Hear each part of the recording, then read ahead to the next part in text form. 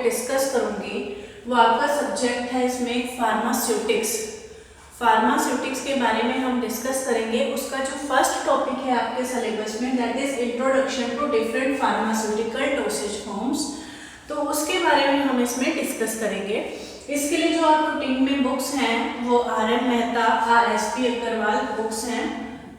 SP. Agarwal की एक book आती है इसके लिए, और दूसरी बुक है इसमें आर.एम. मेहता, जो डिप्लोमा लेवल की बुक्स में आपको इसमें बता रही हूँ। इसके अलावा आप और भी जो फार्मास्यूटिक्स की अगर आप थोड़ा ज़्यादा डिटेल में जाना चाहते हैं तो डिग्री लेवल की बुक्स आप उसमें रेफर कर सकते हैं। Otherwise these books are more than sufficient to compile your syllabus. तो what is a pharmaceutical dosage forms? Actually pharmaceutics क्या है? फार्मास्यूटिक्स जो आपका सब्जेक्ट है, फार्मास्यूटिक्स सब्जेक्ट के अंदर जो आप रीड करोगे उसके अंदर हम पढ़ेंगे different dosage forms. Dosage forms क्या होती हैं? जैसे मार्केट में बहुत सी मेडिसिन अवेलेबल हैं। जैसे सपोज अगर हम एक सिंपल पैरासीटामोल का एग्जांपल लेते हैं, तो कोई भी मेडिसिन है मार्केट में, हर एक मेडिसिन जो है एक केमिकल होता है। तो उस केमिकल को आप डायरेक्टली नहीं ले सकते, क्योंकि डायरेक्टली वो उसको पहले तो डोसेज फॉर्म के अंदर कन्वर्ट करना पड़ेगा।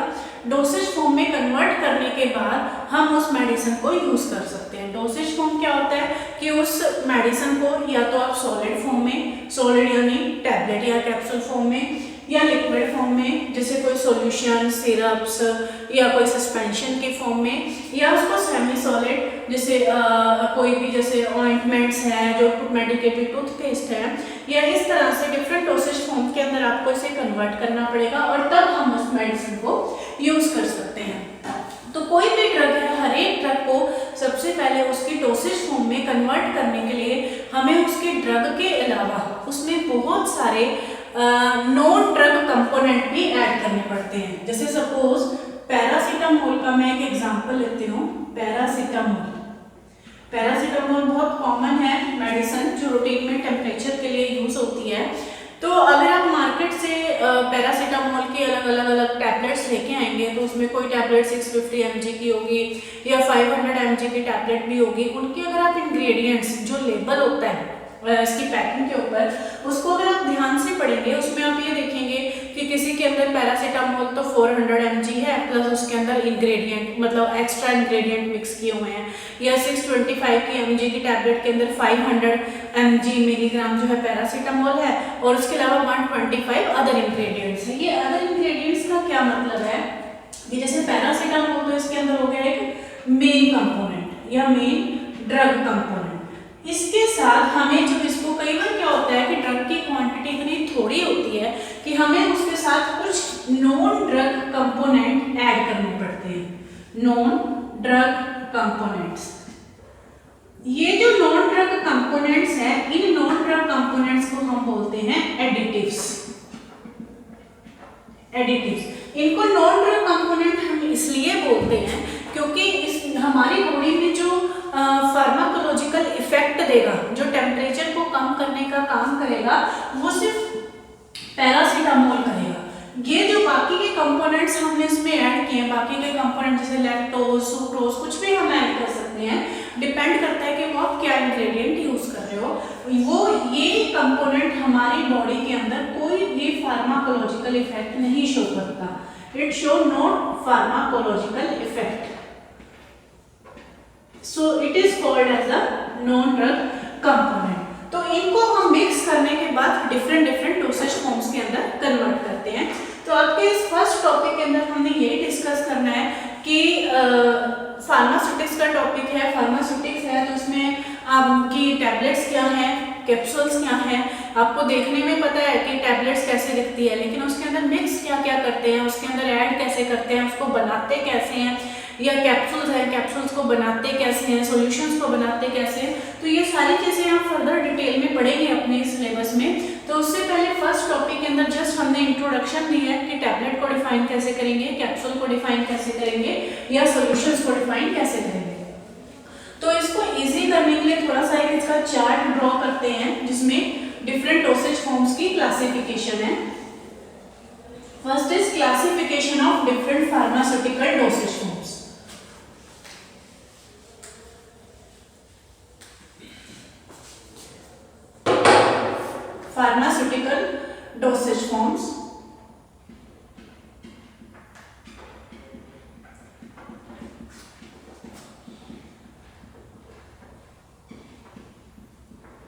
डोसेज फॉर्म्स, ये जो फार्मास्यूटिकल डोसेज फॉर्म्स हैं, आप कभी थोड़ा सा माइंड थोड़ा सा सेटअप कीजिए कि मेडिसिन की तरफ अगर हम देखें तो उसमें हमें डिफरेंट डिफरेंट जो मेडिसिन हैं, यहाँ जो ड्रग जो वर्ड यूज किया गया ड्रग, वो ड्रग्स के लिए नहीं, ड्रग यहाँ जो भी मेडिसिन हैं मार्केट में जो हम अपनी बॉडी को कंफर्ट करने के लिए या बॉडी के जो भी डिसऑर्डर्स को ठीक करने के लिए यूज करते हैं मेडिसिन, उनके लिए हमने यहाँ पे ड्रग वर्ड यूज किया है। तो फार्मास्यूटिकल डोसेज फॉर्म्स मार्केट में 3 तरह की अवेलेबल होती हैं। First is solid dosage forms, इसका मैं यहाँ एक चार्ट आपको ड्रॉ करके दूंगी। ये चार्ट आप पूरा साथ के साथ नोट कर लेना, क्योंकि अगर आपके को ये चार्ट आपने नोट किया होगा तो इस चार्ट से आपको सारी की सारी डेफिनेशंस आगे करनी इजी हो जाएंगी।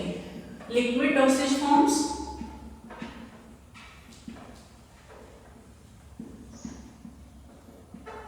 And semi solid dosage forms.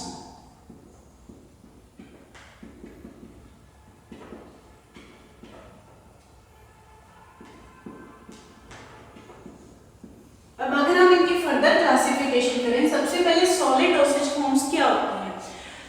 Solid जो डोसेज फॉर्म्स हैं, सॉलिड डोसेज फॉर्म्स हैं कि कोई भी मेडिकेटेड प्रिपरेशन जैसे वो सॉलिड फॉर्म में मार्केट में अवेलेबल हो। सॉलिड क्या क्या हो सकती हैं, टैबलेट्स हैं, कैप्सूल्स हैं या पाउडर्स हैं, ये सभी सॉलिड हैं, ठीक है। तो सॉलिड डोसेज फॉर्म्स की क्या क्लासिफिकेशन होगी, दैट इज, इसकी मैं आगे क्लासिफिकेशंस लिखती हूँ।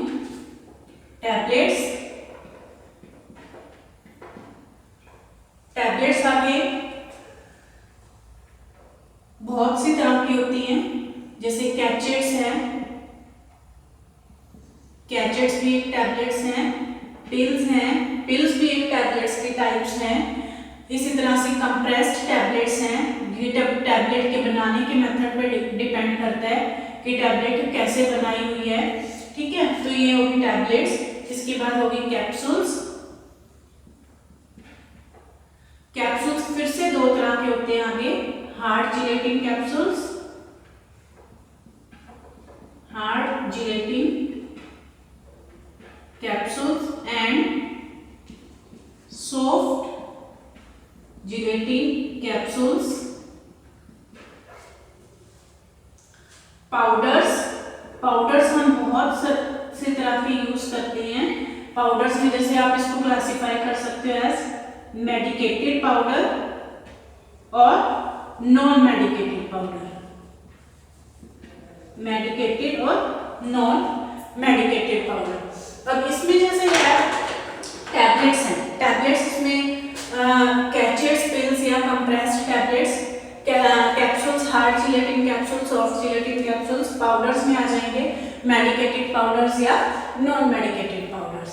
ये आगे भी जैसे बहुत तरह की क्लासिफिकेशंस है, वो जैसे जैसे हम डेफिनेशंस करते जाएंगे यूज के हिसाब से, कि कोई ऑरली यूज होती है, कोई एक्सटर्नली यूज होती है बॉडी से बाहर, ठीक है, तो या फिर कोई पेरेंटली कोई प्रिपरेशन यूज हो रही है, तो हम उसके यूज के हिसाब से भी उसकी आगे क्लासिफिकेशन करते जाएंगे। इसके बाद नेक्स्ट है liquid dosage forms. Liquid dosage form को आगे फिर से 2 तरह से क्लासिफाई किया हुआ है, monophasic liquid dosage forms, monophasic liquid dosage forms and biphasic liquid dosage forms. Liquid dosage forms का मैं यहाँ शॉर्ट फॉर्म यूज कर रही हूँ LDF। यहाँ मैंने कलर्स डिफरेंट इसलिए यूज किए हैं ताकि ये चार्ट में आपको डिफरेंशिएट करना इजी हो जाए। अब अगर मोनोफेजिक लिक्विड डोसेज फॉर्म और बाइफेजिक लिक्विड डोसेज फॉर्म क्या है। मोनोफेजिक जैसे नाम से ही क्लियर है, एक ही फेज का होना, मतलब कि जैसे अगर आप सपोज वाटर और अल्कोहल को मिक्स कर देते हो या आप शुगर को पानी के अंदर डाल देते हो, तो शुगर पानी के अंदर डिसॉल्व हो जाती है, वाटर और अल्कोहल आपस में मिक्स हो जाते हैं। मिक्स होने के बाद आप उनको डिफरेंशिएट नहीं कर पाते कि उसमें कितना वाटर है कितना अल्कोहल है। इसी तरह से शुगर सॉल्यूशन के अंदर भी आप जब शुगर घुल जाती है तो आप उसमें पता नहीं लगा सकते कि बिना उसको टेस्ट किए कि क्या ये शुगर सॉल्यूशन है या प्लेन वाटर है। तो मोनोफेजिक डोसेज फॉर्म का क्या मतलब है कि जब एक ही फेज में, एक ही कंटिन्यूअस फेज में कोई मेडिसिन एग्जिस्ट करती है। और biphasic liquid dosage form, biphasic liquid dosage form का क्या मतलब है कि इसमें जैसे आपने नाम सुना होगा आगे, इमल्शंस एंड सस्पेंशंस, इमल्शंस और सस्पेंशंस, कि जैसे ऑयल और वाटर को अगर हम मिक्स कर देते हैं, ठीक है, तो ऑयल और वाटर को कुछ टाइम तक अगर वो पड़ा रहने दें तो वो ऑयल और वाटर दोनों आपस में सेपरेट हो जाते हैं, तो वो इस तरह से वो एक इमल्शन का एग्जांपल है। या सस्पेंशंस में जैसे जो छोटे बच्चों की जो प्रिपरेशंस आती हैं, suppose amoxicillin suspension, metronidazole suspension, उनके ऊपर स्पेशली एक डायरेक्शन लिखी होती है, शेक वेल बिफोर यूज, क्योंकि ये थोड़ा टाइम के लिए अगर अनडिस्टर्ब पड़ी रहेंगी तो ये दोनों फेज बिल्कुल डिस्टर्ब हो जाते हैं, सेपरेट हो जाते हैं। तो इसके कारण जो मेडिसिन है जितनी अमाउंट में या जितने प्रॉपर अमाउंट में हमें लेनी चाहिए वो हम ले नहीं पाएंगे, जिसकी वजह से क्या होगा कि इसका प्रॉपर फार्माकोलॉजिकल इफेक्ट नहीं आएगा। इसी तरह से मोनोफेजिक लिक्विड डोसेज फॉर्म में कौन कौन से एग्जांपल आ जाएंगे, सिंपल जैसे सोचकर, सॉल्यूशंस हो गए इसके अंदर सारे, सिरप्स हो गई, सिरप्स जितनी भी शुगर सॉल्यूशंस हैं, या बच्चों के लिए जो एल्युमिनियम सिरप, एमोक्सिसिलिन सिरप्स आती हैं, एंटीबायोटिक्स की जितनी भी सिरप्स आती हैं, सिरप्स का मेन पर्पस यही होता है कि कोई ड्रग है उसका टेस्ट मास्क करने के लिए। कई बार इतनी कड़वी मेडिसिन होती हैं कि उनको लेना इजी नहीं होता, तो उसके टेस्ट को हाइड करने के लिए हम उसको सिरप्स में कन्वर्ट कर देते हैं। तीसरा है जैसे ड्रॉप्स, ड्रॉप्स में जैसे आपने पोलियो ड्रॉप्स का नाम सुना होगा कि वो ड्रॉप्स हो गई, या आपने जैसे ईयर ड्रॉप्स का नाम सुना है, आई ड्रॉप्स जो हम यूज करते हैं, वो डिपेंड करता है कि हम बॉडी में इंटरनली यूज कर रहे हैं या एक्सटर्नली यूज कर रहे हैं। सॉल्यूशन, सिरप्स, ड्रॉप्स, ड्राउट्स, लिंटसेस,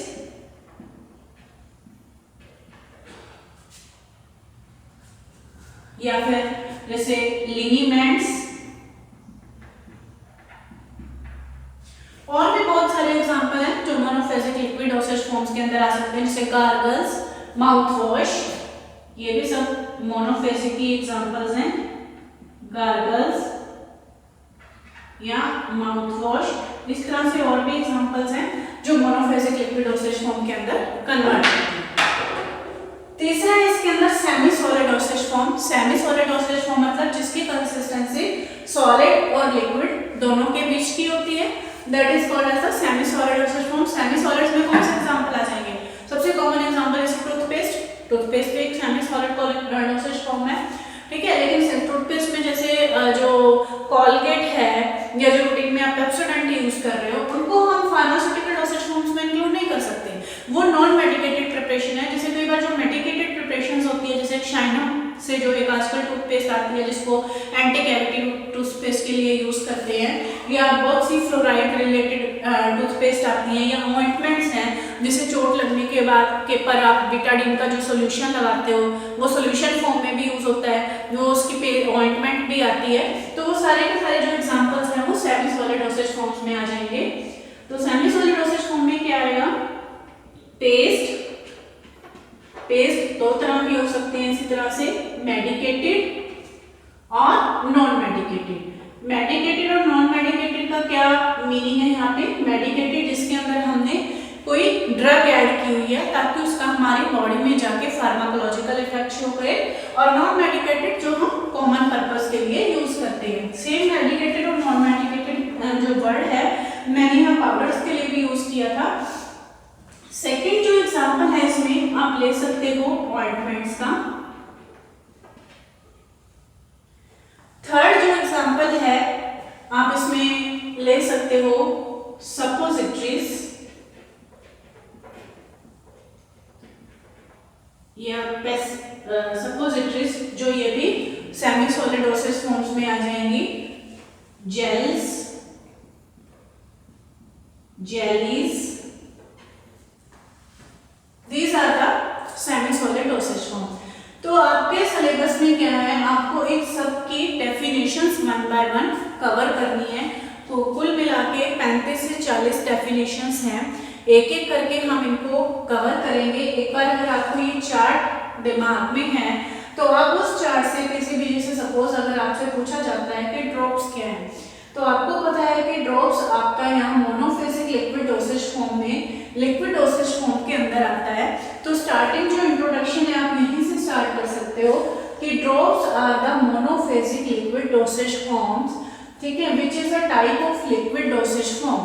आगे उसमें ड्रॉप्स हैं, ड्रॉप्स के हिसाब से कि आपकी वो मेडिकेटेड ड्रॉप है या सिंपल ड्रॉप्स हैं, उसके हिसाब से आप इसको डिफाइन कर सकते हैं। तो कुल मिला के अगर ये चार्ट आपके दिमाग में है तो उस चार्ट से आप किसी भी फार्मास्यूटिकल डोसेज फॉर्म की स्टार्टिंग कर सकते हैं। ओके, तो ये चार्ट आप लोग अच्छे से नोट कर लीजिए। ये कुछ हो सकता है एक आध बुक में आपको मिल भी जाए, लेकिन सभी बुक्स के अंदर ये चार्ट अवेलेबल नहीं होगा। नाउ वी विल डिस्कस, अब हम डेफिनेशन स्टार्ट करते हैं एक एक करके कि एक्चुअली ये होती क्या है। सारी प्रिपरेशंस हैं इनकी, जो आपके सिलेबस में या जो आपके एग्जाम में जो क्वेश्चंस आते हैं, वो आपके एग्जाम में कभी भी इस तरह से कंप्लीट क्वेश्चन नहीं आता। आपके एग्जाम में क्वेश्चन आएगा कि डिफाइन टैबलेट्स, या आपके एग्जाम में क्वेश्चन आ सकता है व्हाट इज द इमल्शन। जैसे इमल्शन एक बहुत इंपॉर्टेंट टॉपिक है, तो इमल्शन के ऊपर कोई 4 नंबर का व्हाट इज द सस्पेंशन। इस तरह से आपके एग्जाम में अलग अलग से डेफिनेशंस भी आ जाती हैं 2-2 नंबर की, या इनके आगे जब थोड़ी थोड़ी इन्फॉर्मेशन और लेके 3 या 4 नंबर के रूटीन में ये क्वेश्चंस आते हैं। बहुत इंपॉर्टेंट टॉपिक है, क्योंकि अगर आपको स्टार्टिंग इंट्रोडक्शन में आपको यही नहीं पता होगा कि इसमें इमल्शन क्या है, सस्पेंशन क्या है, टैबलेट्स क्या है, तो आगे जो इनके रेफर्ड चैप्टर्स हैं उसके अंदर आपको बड़ी प्रॉब्लम क्रिएट हो जाएगी। Now we will start from the first definition, that is solution. First one is solution. What are solutions? अब अगर मैं सॉल्यूशंस को डिफाइन करूं तो सॉल्यूशंस क्या हैं? सॉल्यूशंस आर, जैसे मैंने आपको पहले ही बताया था कि अगर आपको वो चार्ट क्लियर है तो उस चार्ट से आप इसको इजीली डिफाइन कर सकते हैं। तो solutions are monophasic liquid dosage forms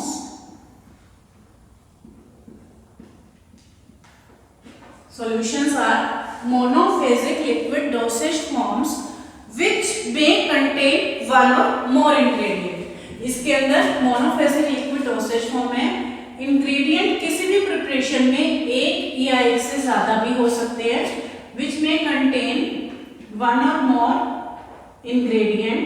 ingredient मतलब कि क्या क्या मटेरियल इसके अंदर डाला हुआ है।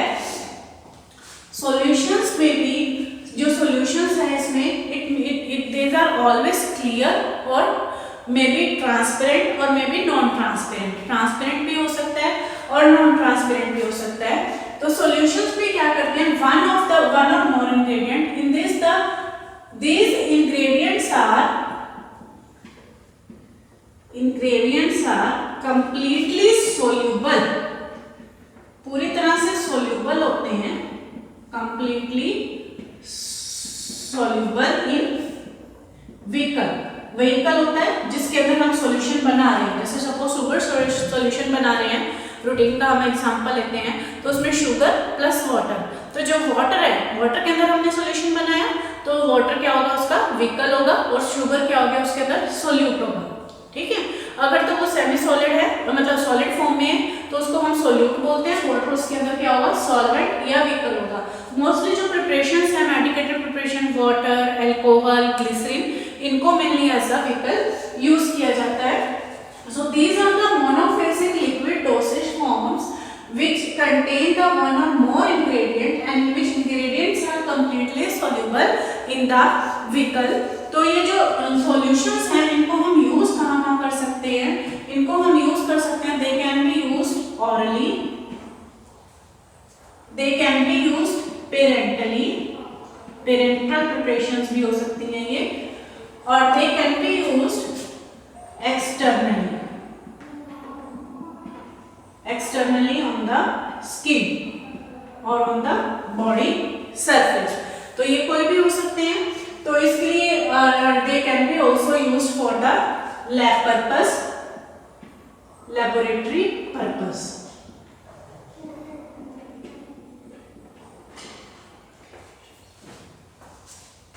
ठीक, तो अब इसमें अगर हम इनका एग्जांपल लें, ओरली का एग्जांपल मैं आपको दे सकती हूँ ORS solution, oral rehydration solution. कहाँ यूज करते हैं ORS? ORS जब छोटे बच्चे हैं, छोटे बच्चों को जब लूज मोशन, डायरिया, वॉमिटिंग ऐसा कुछ होता है तो उनके अंदर पानी की कमी ना हो, तो उसको पानी की कमी को दूर करने के लिए हम उसमें रूटीन में चीनी नींबू का घोल या मार्केट में जो ORS के पैकेट्स होते हैं उसको यूज करते हैं। पेरेंटल में जैसे हम जितनी भी IV सॉल्यूशंस हैं, IV सॉल्यूशन जैसे जो ये ड्रिप्स लगती हैं, ठीक है, जैसे डेक्स्ट्रो सॉल्यूशन का हम इसमें एग्जांपल ले सकते हैं। एक्सटर्नली ऑन द स्किन, इसमें कौन सा आप एग्जांपल ले सकते हो? Iodine solution, povidone iodine solution, जो चोट लगने पे जिसको आप बिटाडीन सॉल्यूशन भी कहते हो रूटीन में, या हाइड्रोजन पेरोक्साइड सॉल्यूशन, या जो डिटोल, क्या है डिटोल भी एक सॉल्यूशन है, डिटोल है जो रूटीन में हम यूज करते हैं। सेवलॉन है, ये हाइड्रोजन पेरोक्साइड सॉल्यूशन है जो रूटीन में ऐसा एंटीसेप्टिक सॉल्यूशन डॉक्टर्स यूज करते हैं। ये सभी एक्सटर्नली यूज होते हैं। लेबोरेटरी पर्पस के लिए जो फार्माकोलॉजी लैब में एक्सपेरिमेंटल पर्पस के लिए हम यूज करते हैं, these are रिंगर सॉल्यूशन, ठीक है। इसमें मतलब ये जो सॉल्यूशंस होते हैं ये टिश्यू को बाहर सेम सभी चीजें प्रोवाइड करते हैं लाइव रहने के लिए, जिंदा रहने के लिए, ताकि उनके ऊपर हम एक्सपेरिमेंट कैरी कर सके। तो this is the complete definition of the solution. अब अगर आपके पास सॉल्यूशन के बारे में कोई भी टॉपिक आ जाता है सॉल्यूशन के बारे में आपको, तो आप इसको सॉल्यूशन को यहाँ इजीली डिफाइन कर सकते हो कि solution are the monophasic liquid dosage forms which contain one or more ingredient and these ingredients are completely soluble in the vehicle. Solution will be orally, parenterally, externally on the skin or they can be used for the laboratory purpose। और इस तरह से आप इसमें routine में जो भी market में आप एग्जांपल दे सकते हो वो मार्केट में आप इसमें एग्जांपल लिख सकते हो। तो इस इंफॉर्मेशन से आप कंप्लीटली सॉल्यूशन को डिफाइन कर सकते हो।